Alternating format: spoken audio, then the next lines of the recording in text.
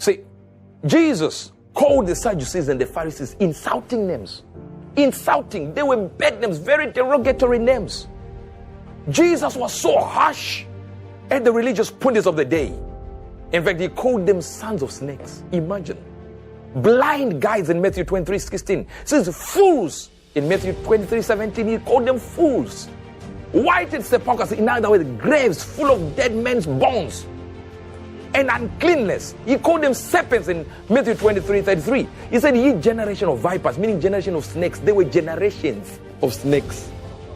Hypocrites in Luke 11:44. He said, unmarked graves. You look at the graves, you don't even see the graves. They are unmarked.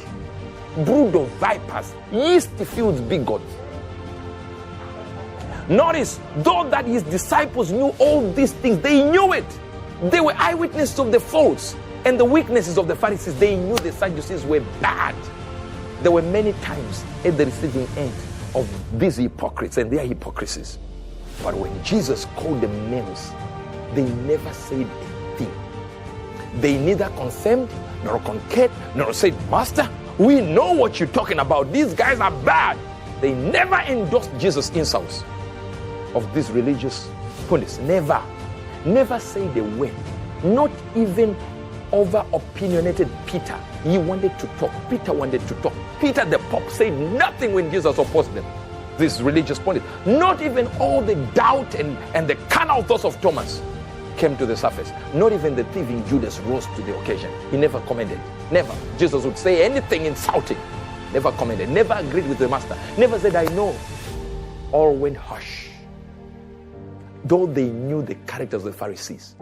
The reason is simple. Jesus is the creator of these pundits you were speaking of. He could insult them anytime. It wasn't their place.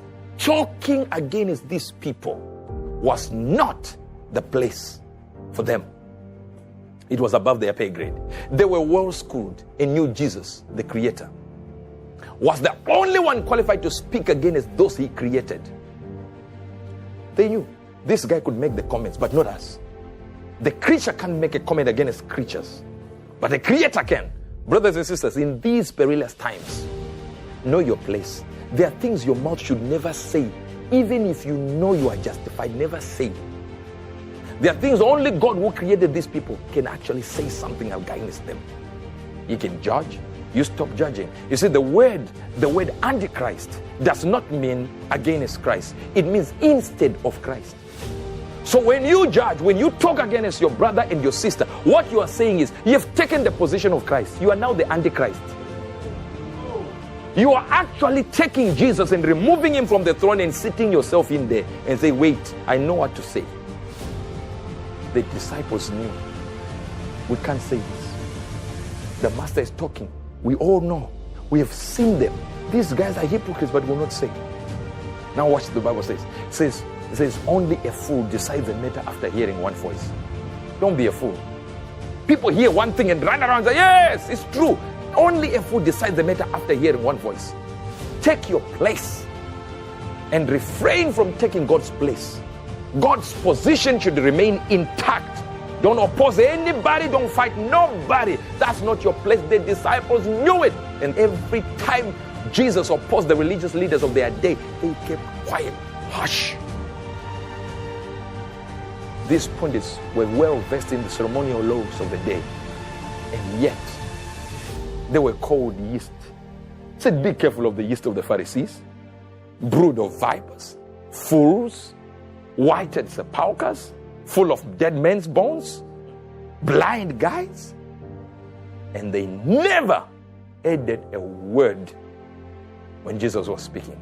They knew their place. Just because Bishop so and so, Apostle so and so, Prophet so and so, Evangelist so and so, Teacher so and so is opposing another man of God, it doesn't mean to say you also add to what he's saying. That's not your position. You are never created to do that.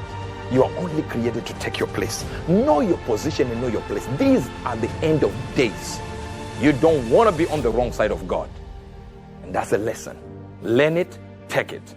Listen to me. Take notes, don't hate. Good News World with Hubert Angel, provoking a reaction and always